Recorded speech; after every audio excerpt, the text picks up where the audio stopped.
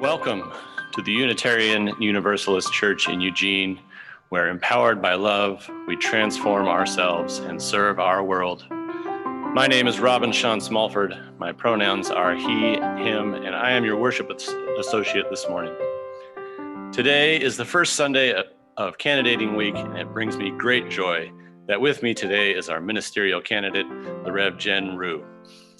Joining us also is ministerial intern Jennifer Hackett, board member Ryan Doppelmayr, collaborative pianist Suzanne Giordano, and behind the scenes working tech is Kat Johnson. And you likely have noticed by now that Rev. Jen and I, with the help of Kat, are in our sanctuary this morning as we are experimenting with ways to get us back together again. It is good to be together. Welcome. Good morning, everyone. We have a few announcements today. The most exciting of which is we are going to do a new member signing Sunday on Sunday, May 23rd. If you'd like to become a member or if you have questions about membership, please reach out to membership@uugene.org. Also, our nationwide annual meeting, General Assembly, is coming up in June. If you are interested in being either an attendee or a delegate on behalf of UUCE, please see the board. You can email them at uuceboard@uugene.org. Hold on, Kat will put it in. That one's tricky. The monthly Earth Action meeting meets today at 11:30. If Earth Day has inspired you to take some action, come and see what's getting cooked up, or maybe not. I think that I'd like some confirmation from someone as to whether or not that has been canceled. At ATF, the Accessibility Task Force meeting will be happening at 5 o'clock today. And at 7 o'clock tonight, we will be hosting our own Death Cafe. So come and discuss the undiscussable in a friendly, open format. Please see the weekly connections for more information. We are always delighted to have newcomers joining us. Thank you so much for filling out a form that's being dropped into the chat right now. And also thanks to Sue Craig for saying we are meeting today. The UU Earth Action is meeting at 11:30. Thank you for that. Faith Forward Beyond Inquirers is happening tomorrow night at 7. And this Friday night at 6 is our monthly whimsy hour when we're having silly games with your ministerial intern. So please join us for that. And now I'd like to welcome board member Ryan Doppelmayr. Thanks for being with us, Ryan. Thank you. Yes, my name is Ryan Doppelmayr. My pronouns are she and her, and I am one of your board members at large. I'm here to share a few announcements, but just first I have to give a big greeting to Rev. Jen and a round of applause to MIST, our ministerial search team. Thank you so much to Jones, Judy, Robin, Dave, Steve, Amber, Janet, and Lizzie. Thank you for working so hard these last few months to bring us a wonderful ministerial candidate in Rev. Jen. You might be a little jealous that the board got to have a Zoom dinner with Rev. Jen last night to get to meet her a little bit. She was so warm and open, and it was great getting to know a little bit about her background. Also, some of our kids got to meet her this morning at Spirit Jam. So she is going to have a packed schedule this week. She and MIST have been working to organize 37 opportunities for you to meet and get to know her, ask questions, and some of those are starting today. So please check that out. There's going to be a list of all of the opportunities on the church website, in the newsletter, and you are probably going to be receiving an email about that too. And if you're feeling not so motivated, if you're feeling a little zoomed out, MIST is spicing it up by providing an online scavenger hunt and having drawings. So you could win a fun gift card as well as meet Rev. Jen. So please check out the schedule of events on the church website and also be keeping an eye on your email inbox. You'll be receiving your ballot soon. I was surprised to see mine already this morning. If you've not received a ballot, you can contact our secretary, Frankie. And please, please, please be sure to vote and get those in by noon next Sunday. Okay, so those need to be emailed in, or if you are one of the people who have a paper ballot, those need to be in our church Dropbox by noon next Saturday. So your vote can be counted. Believe in democracy, and we can announce the results at our congregational meeting after next Sunday's service. So it is going to be a big, exciting week here at UUCE, and we are all so excited. And thank you for being here. Our chalice lighting this morning is by Sean Trapp. Our chalice reminds us of the fire within ourselves is the same fire that illuminates the universe. It is our reminder that all is connected, even though the space of the void is vast and our experience here is but a blip in the cosmic timeline. This flame is our promise that in our smallness and our short time on this earth, that we live intently and deeply with love for one another, with honesty and integrity, to be guided by rational thought and critical thinking, and with a sense of shared responsibility. For as the late astronomer Carl Sagan reminded us, this pale blue dot is the only home we've ever known. Thank you so much, Suzanne. That was gorgeous, as usual. Good morning, everyone. I'm looking at you because your faces are posted on the chairs right in front of me. And I love these photographs so much. Thanks, Steve, and for everybody who has helped to bring this worship service together here in this gorgeous sanctuary. You know, I don't think it's possible to give too much praise to your ministerial search committee.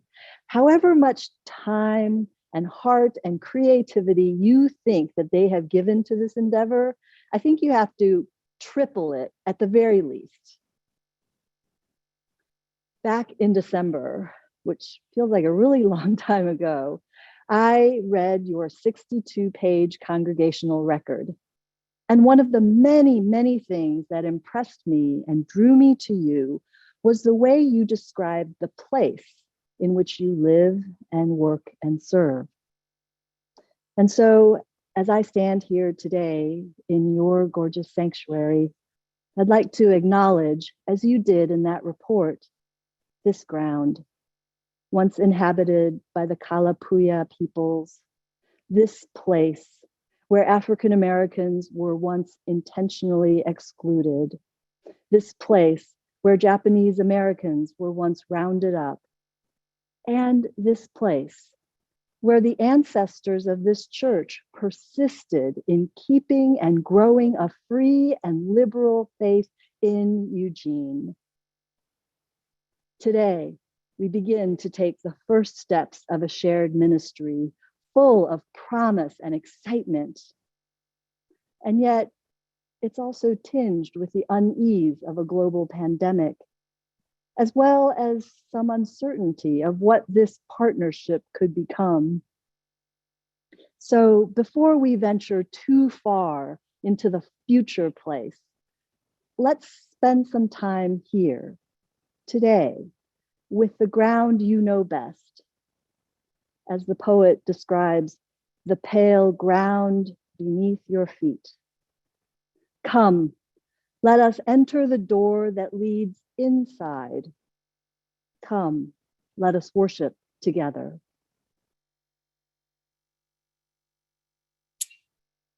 Our meditation today is entitled Grounding by Jess Reynolds. On my worst days, it is gravity I am most grateful for. The way the earth pulls at me from her core, yearns for me, keeps me pressed tightly against her surface. When my own core is hollowed out, when I have no more mass than a leaf dead on the branch, still, this is enough for the earth to find me. She reaches for what little I have and says, stay. Every meditation I have ever done begins by asking me to ground myself. This is not so much an action as it is inaction. Surrender. A voluntary abandonment of my own edges and tidy packaging. Sit with me now. Press the soles of your feet into the ground you sprang from.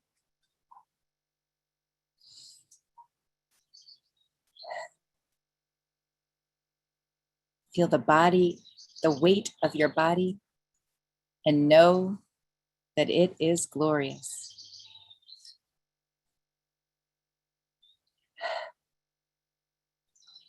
You are born of soil and sun, and all of the heaviness of the earth is a call to you. The earth is reaching for you. Reach back. Reach back. Our reading this morning is titled "The Map You Make Yourself" by Jan Richardson. You have looked at so many doors with longing, wondering if your life lay on the other side. For today, choose the door that opens to the inside. Travel the most ancient way of all, the path that leads you to the center of your life. No map, but the one you make yourself. No provision, but what you already carry, and the grace that comes to those who walk the Pilgrim's way. Speak this blessing as you set out and watch how your rhythm slows, the cadence of the road drawing you into the pace that is your own. Eat when hungry, rest when tired, listen to your dreaming. Welcome detours as doors deeper in. Pray for protection. Ask for the guidance you need. Offer gladness for the gifts that come and then let them go. Do not expect to return by the same road. Home is always by another way, and you will know it not by the light that waits for you, but by the star that blazes inside you, telling you where you are is holy and you are welcome here. When Japanese Buddhists make pilgrimage to the many temples in that land, sometimes they will wear a simple coat made out of hemp or cotton. It's called a pilgrim's coat, and it's usually white to represent both the pure mind and also death. In Japanese and Korean culture too, white is the color that we wear to funerals. In this case, it is the death of the false self and the death of attachment that this color represents. At each temple, a red stamp or a black ink calligraphy will show where they've been. The coat will also show rips and stains from trekking through the forest and scrambling over rocks. It's kind of like wearing a passport on your back. Few of us have been able to travel very much this past year, but that doesn't mean that we haven't journeyed, right? We may not have taken that special trip to a favorite spot, but we have traversed a lot of new territory, haven't we? Not only this strange sense of time, but also some uncharted landscapes of the mind and of the heart. I wonder if you had a pilgrim's coat that would represent this past year, what kind of drawings, what kinds of writings, what kinds of stamps would you put on it? What kind of experiences would your pilgrim's coat speak of?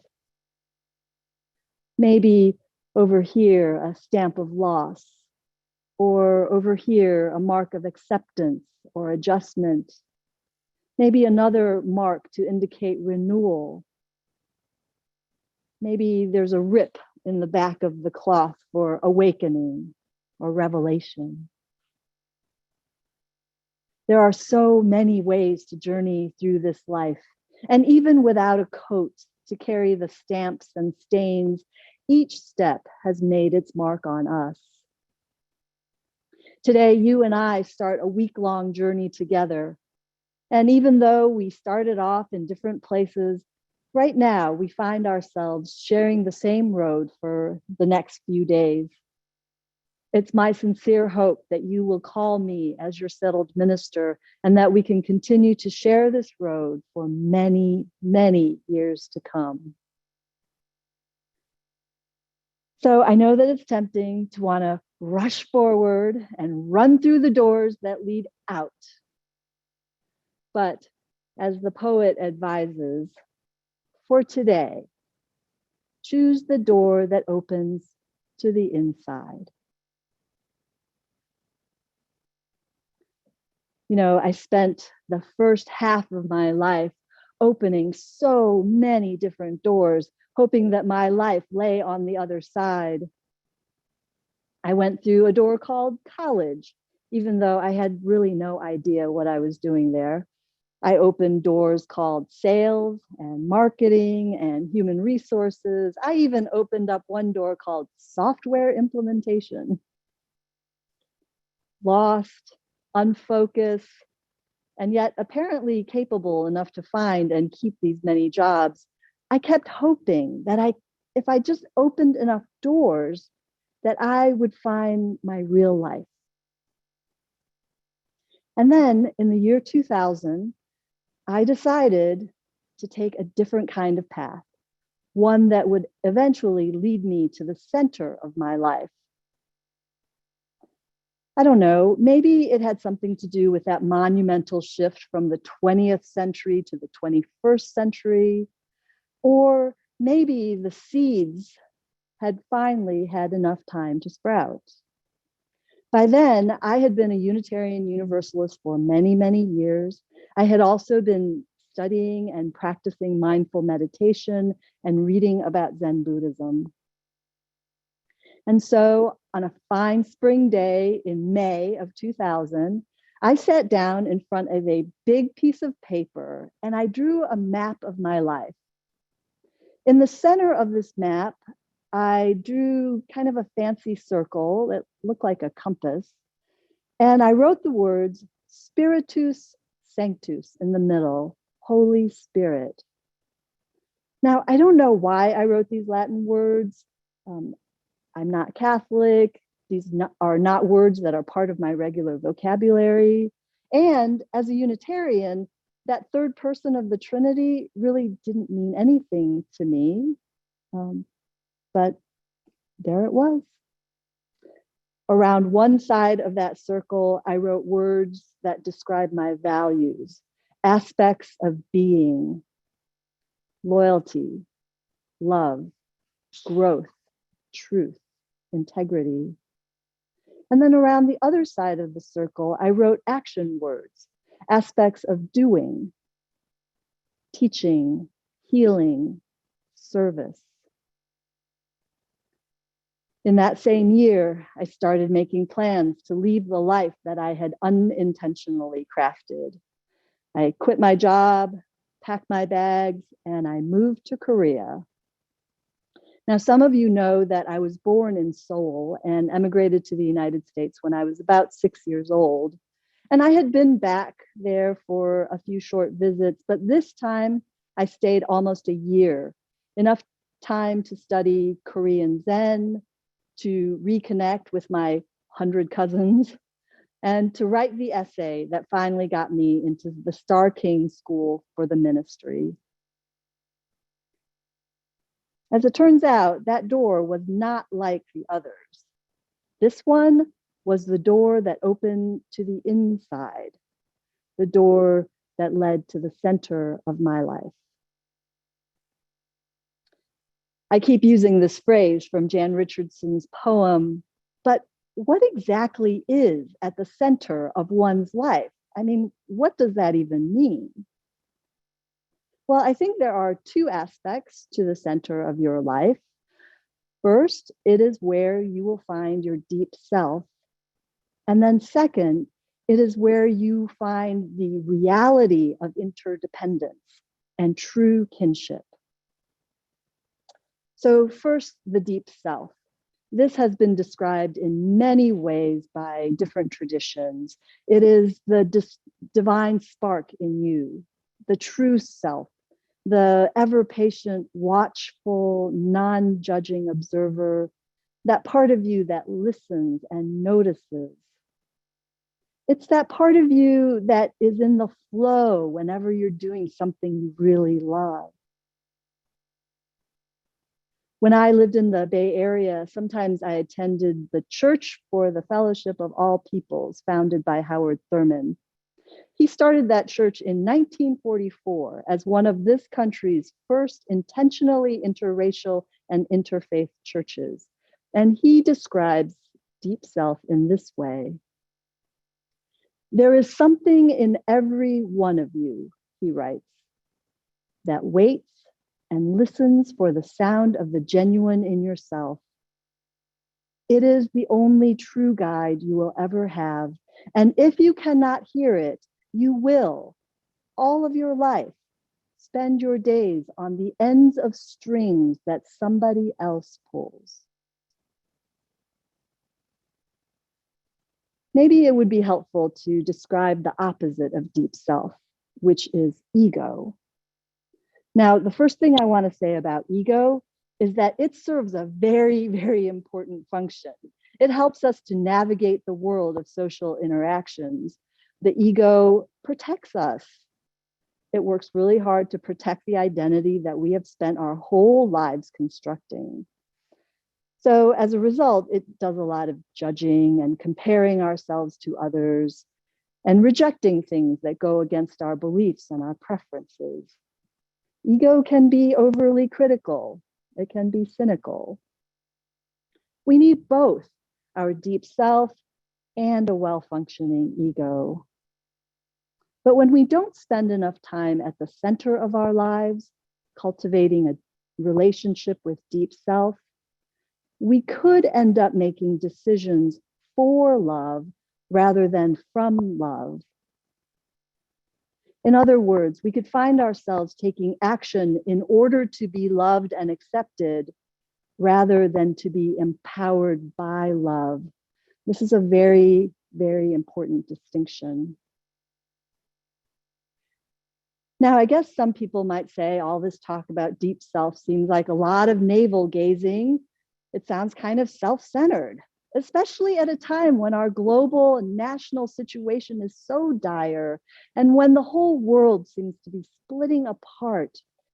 Choosing a door that leads to the center of one's life seems kind of like a luxury we can't afford right now. But this argument goes against centuries of spiritual wisdom, from Taoist philosophy to spiral dynamics, to the cabin attendant on my Alaska air flight. The collective insight says that you must make sure that you are well before helping others. Otherwise, you risk harming them. Going back to today's story of the 3 questions, it occurs to me that several times a day, we are completely alone. Like first thing in the morning, facing the bathroom mirror, the most important time is that present moment. The most important one is the one you are with. And the most important thing to do is to do good for that one in the mirror. David White writes poetry about the inner journey. Talking about that kind of pilgrimage, he says, start with the ground that you know, the pale ground beneath your feet. You are learning how to find your own place, but you're not doing it from the kind of me generation way so that you can become the greatest me in the world. You are doing it in order to find the ground of your own attentiveness to the rest of the world.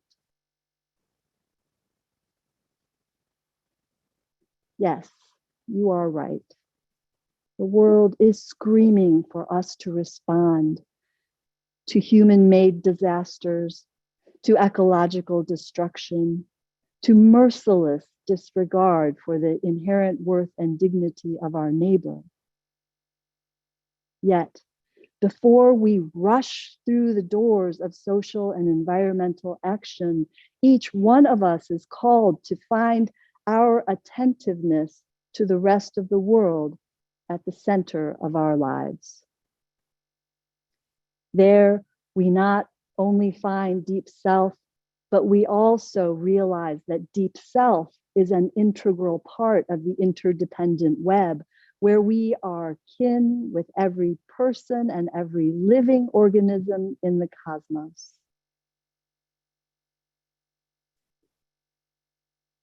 It took me a long, long time to walk through the massive wooden doors of the First Unitarian Church in Baltimore. I was 20-something then, walking to my job every day. I passed this beautiful white church on the corner of a busy city street. There was no virtual tour back then, so I had no idea what it would be like on the other side of those doors. And since I had never heard of a Unitarian or a Universalist, I was kind of afraid they might be a cult. But it was better than I could have ever imagined. There, above the original marble altar, a colorful glass mosaic of the Last Supper, and beneath it, symbols of all of the world's religions. I remember sitting in the back of the church for the first several weeks, just weeping through every service. I had found my spiritual home. And home is always by another way, writes the poet. And you will know it not by the light that waits for you, but by the star that blazes inside you, telling you where you are is holy. Our faith calls us not to be devotees, not to be adherents. Rather, it calls us to be co-creators with one another and with the unseen powers of love, to create a life from the center of our being that blesses and heals the world. May it be ever so. Amen. Ashe. Blessed be.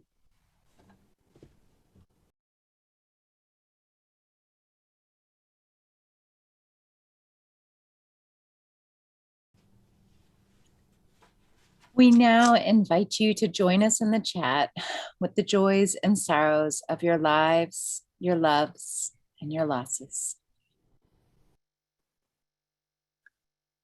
O Spirit of life, we lay before you all of the concerns and joys in our hearts. We have such gratitude overflowing for the beauty of this earth, for the incredible power of light and rain and waves and birds. We are grateful for family, whether those are close or further away than we hope. Family comes in all different shapes and sizes and species. And so we're grateful for them and for the ones who are ailing, for the ones who need extra prayers for healing. We send those to them. We send our light and our love.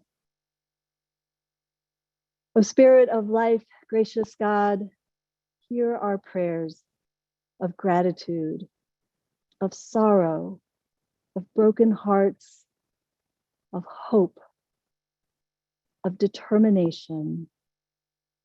Be with us as we go into this week. Help us to maintain open and loving hearts. Amen.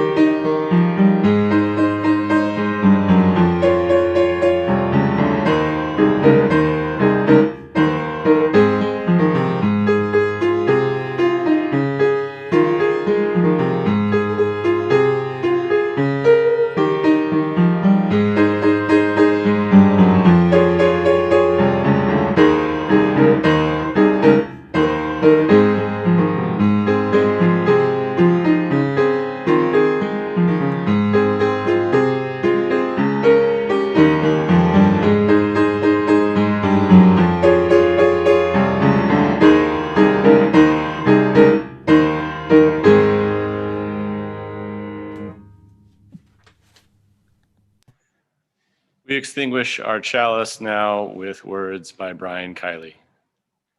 The chalice is now extinguished, but its light lives on in the minds and hearts and souls of each one of you. Carry that flame with you as you leave this place and share it with those you know, with those you love, and most especially with those you have yet to meet. Next Sunday, we will move from the internal to the external, building on a poem by Alberto Rios entitled A House Called Tomorrow. So I'd like to leave you with a few lines from that poem as my benediction. We can make a house called tomorrow. What we bring finally into the new day, every day, is ourselves. And that's all we need to start. That's everything we require to keep going. Go in peace, my friends. Go in love.